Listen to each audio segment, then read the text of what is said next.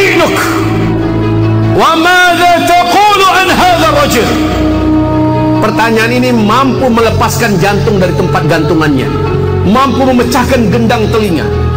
Rasulullah bersabda, dua malaikat Munkar dan Nakir ini benar-benar tidak ada bentuk sedikit pun wajah ramahnya.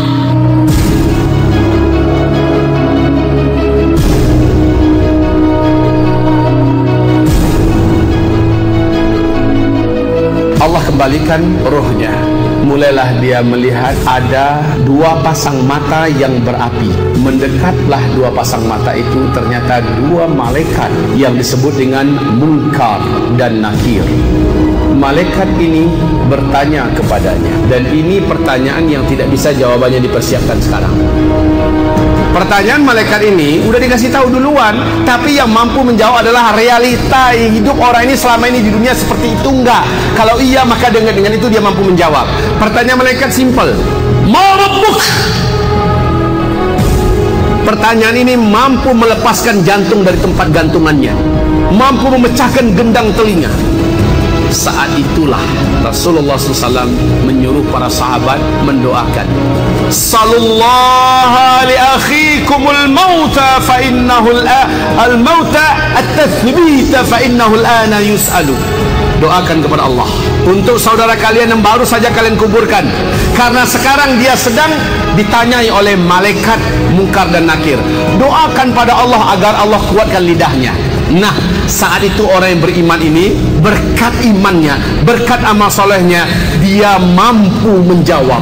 Dalam ketakutan yang dahsyat, ternyata dia mampu menjawab. Yang membuat dia mampu adalah Allah yang menolongnya. Sesuai dengan janji Allah, yuthabbitullahu alladhina amanu bil qawli tsabit fil hayatid dunya wal akhirah.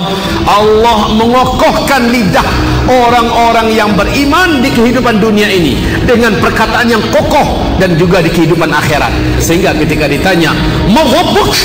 Siapa Rabbmu? Orang beriman ini menjawab, Rabbi Allah. Rabbku adalah Allah.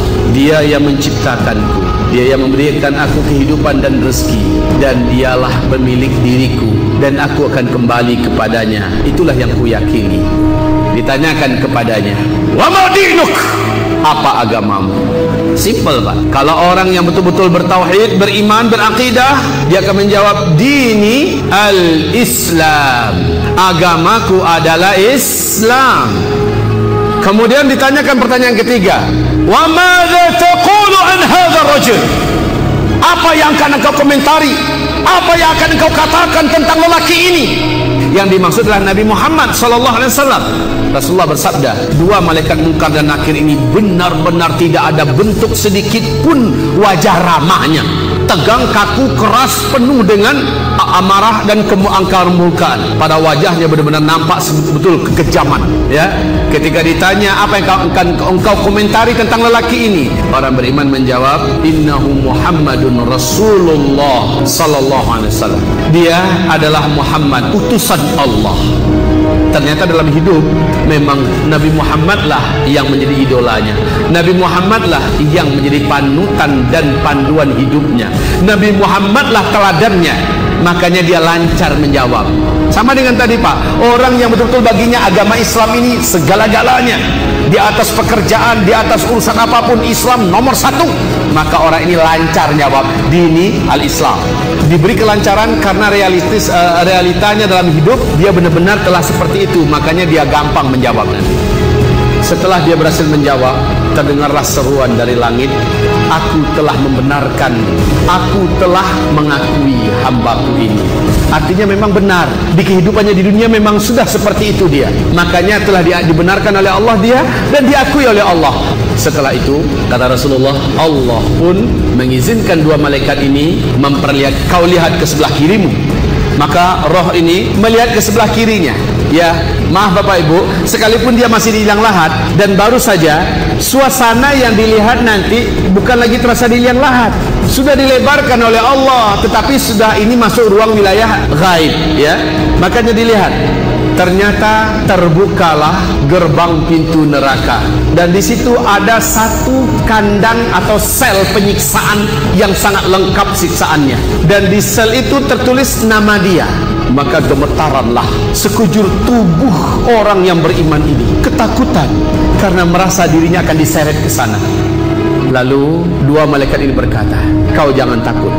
Kalaulah engkau tidak membenarkan Rasul Allah, kalaulah engkau tidak mengikuti Islam, kalaulah tidak engkau menyerahkan diri dalam hidup kepada Allah, tunduk kepada Allah, maka sudah pasti tempat yang telah tersedia atas namamu ini di neraka engkau akan menghuninya. Dan karena ketaatanmu kepada Allah, karena keimananmu, karena ketundukanmu, tempat ini telah disegel untukmu selama-lamanya. Engkau tidak akan pernah menghuninya lagi. Hilang langsung ketakutan tadi. Kemudian lihat sebelah kananmu. Hamba Allah yang beriman yang di dalam lahat ini melihat ke sebelah kanannya. Dibukakan pintu gerbang yang penuh dengan wewangian, aroma yang sangat indah, pemandangan di dalamnya yang Masya Allah persis seperti yang dia lihat waktu dia akan sakaratul maut. Dia lihat kembali. Kemudian dibentangkan permadani yang tidak pernah ada permadani itu di dunia ini. Terbentang menuju ke sana.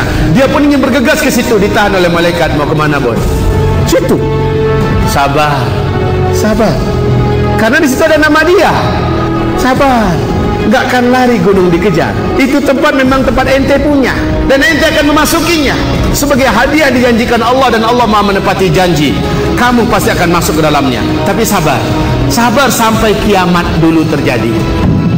Maka apa kata Rasulullah? Hamba yang beriman ini akhirnya berdoa, Allahumma ajjilis sa'ah, Allahumma ajjilis sa'ah, Allahumma ajjilis sa'ah 3 kali.